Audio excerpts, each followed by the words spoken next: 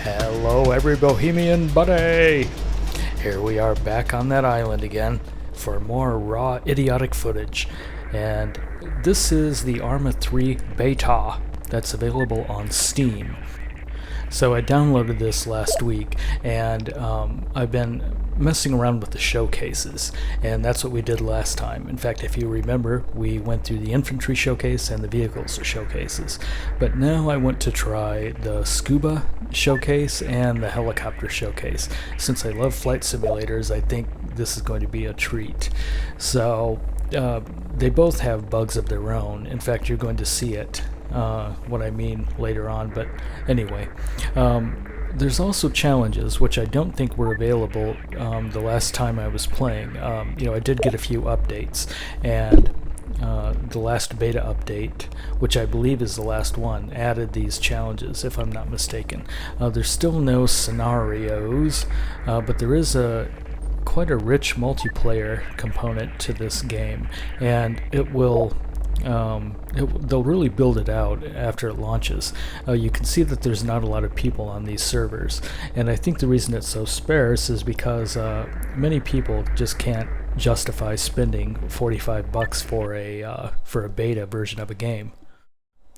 Well, anyway, let's fire the game up. I'm going to start with a Scuba Showcase, and let's take a look at it really quick. By the way, I'm narrating after the fact because I had to kind of splice all this footage together. It was a mishmash of screw-ups on my part and then bugs on their part, and just general idiotic rampage through this part of the island. So let's take a look at the stats for this showcase. Here's all the tasks. We have to disarm mines, and then we have to eliminate an air patrol, and to do that we have to acquire an anti-aircraft launcher. So that should be interesting. When you click on these, by the way, it gives you a little bit more information, but it still doesn't tell you everything you need, and that's why you have to go to this, which is the briefing. And then the briefing itself has like 3 or 4 options. There's the situation, there's the mission, execution. By the way, you also get a sit rep just before you start each mission too, so but that really doesn't tell you a whole lot. And then the execution is here, but it's really weird. It's almost as if you have to remember all this crap, and a lot of these missions are just littered all over the map with objectives and targets. See, look at that. I mean, that wasn't so bad, but some of them are really terrible. Alright, let's hop into the mission, and here we are, just before sunset, I believe. So our first objective, here, we'll let this guy talk. Just a second.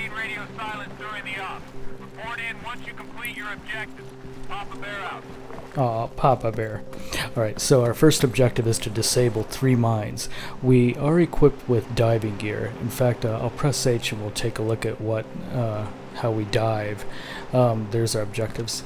Yeah, I think I hit H right here, right? Or maybe not. Nope. I just plop right into the water and get in on the action. I'm not going to make you swim through this whole area. And oh yeah, by the way, I do have an underwater weapon. Most of the weapons in the game are rendered useless underwater, but there is that one that I'm wearing, which is a SCAR 5.56mm. I can fire a few rounds once in a while. In fact, I think I show you. Yeah, see, like right there. I don't know how effective it is, but whatever. So we'll swim over to the first mine, and you can also get an idea of how the water caustics work in this game. It's not all that convincing. In fact, it actually looks a little cheesy.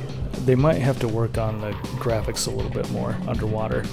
It actually does look it just doesn't look right, does it? But anyway, let's fast forward to the mine now.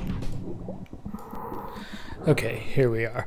And by the way, it took me a little while to dig around the menus to figure out how to disarm these damn things. Oh, really?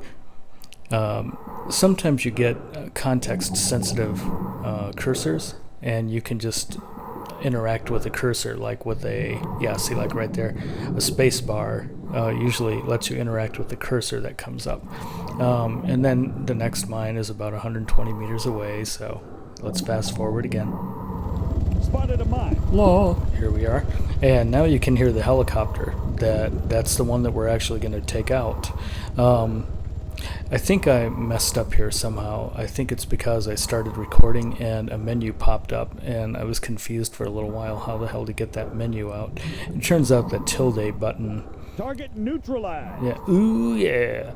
And tilde button will reset the menu. And I screwed up there. Geez. Okay, so anyway. And there's also a bug right there too. This is a rendering bug. You shouldn't really see my guns and my limbs dangling all over the screen like this. The line of sight should be unobscured. Okay, let's fast forward one more time. And here's the third mine, and I think I screw up and shoot it again. And these menus just are not intuitive at all. I'm sorry. You know, even though I did make a mistake there, the menus just don't work at all. And then here's the save feature. That was jolting again. They have to do something about that. Alright, so now that we disabled the 3 mines, we have to hop up onto the island and find an anti-aircraft gun, or like a missile launcher somewhere, and it's over there at that base. And I'll show you how to deal with that. We're actually going to learn how to call airstrikes, and it took me about 5 or 6 tries just to get the airstrikes right. And I accidentally deleted the piece of footage where I called the airstrikes. Sorry about that. But anyway, this is, I had already killed a few of the soldiers at this point, and I learned how to open the vehicle for its inventory. You can't use this vehicle, but you can suck inventory out of it. So I find the missile launcher and I grab an anti-aircraft missile, and after about 8 attempts, I finally figured out how to load it and then look through the target reticle and then lock onto a target. And this is like the 8th attempt or so that you're looking at right now. Yeah, see, it's kind of messy. And then here, yeah, see, it's really goofy. It just was disorienting for a little while, but eventually I figured out how to use the targeting system, but then the helicopter uses countermeasures every time I launched it. So I'm going to fast forward to the point where I finally was able to down the helicopter. Just a second. Alright, so after about 8 attempts, I finally got it right. And it turned out I kind of had to launch it head on like this.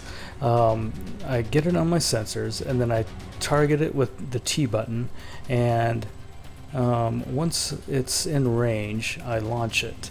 And here we go. And he didn't use countermeasures this time. There, see? And that was the trick, is to somehow get him before he has the chance to use countermeasures. So there, that completed that task. Now there's an optional objective to steal. Whoops, there's that save again. To steal something.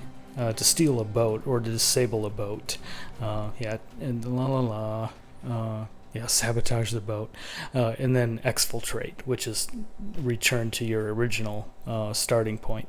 And I didn't record the rest of that. So now let's hop into the helicopter showcase. By the way, I'm not sure how many aircraft are available in the final version or the full version that's releasing in about 28 days or so. I know there's a variety of aircraft, but at least you learn how to fly a helicopter here. Now, this particular mission, we have to do what? Yeah, we have to deploy a team of soldiers. So we have to take off from this base, and then we have to fly to another base and drop them. Oh, yeah, it's over on the other side of the island, see? And by the way, remember, this island, as big as it is, it's only a small part of the final game. When the game launches in about 3 weeks, the full version will have at least 4 or 5 times the landmass of this island. So it's a big game for sure. And I was impressed with the draw distances when I was playing the helicopter showcase. My frame rate dropped to about like 18 to 20 frames a second in some parts, but that was because I was recording it, and I just haven't figured out how to optimize the draw distances in ARMA 3, which you can tweak right in the graphics settings. Alright, so there's our chopper. Oh, by the way, before we head into the aircraft here, check out something else that's flying around. Butterflies that cast their own shadows. So Bohemia Interactive did pay some attention to detail. That's good. Right, here's that damn door bug again, but I don't think it was too much of a problem this time. Okay. Alright. We've got some objective, which is to fly these guys to the other side of the island, if you remember. Okay, there's the rest of our squadron over there. I'm going to show you the keys, like the navigation controls for the chopper. So I'm holding down the left shift button, and that spins our rotors, and eventually we'll take off and we'll hover.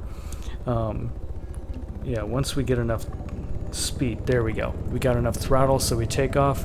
Now I let go of my left shift button, and that just lets us kind of hover. Now if I press the Z button, that lowers our power, so we start to drop to the ground. Now the Q and the E buttons, that is our yaw. We yaw to the left and yaw to the right.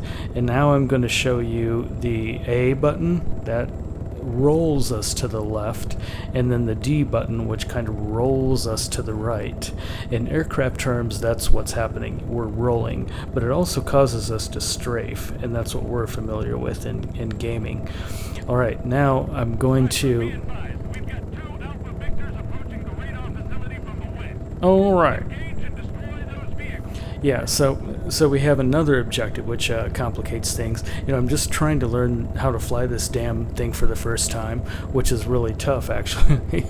and then we've got these objectives popping up all over the place, and that was a little annoying. And then we have a Gatling gun. If you look in the upper right, that's our armaments on the helicopter.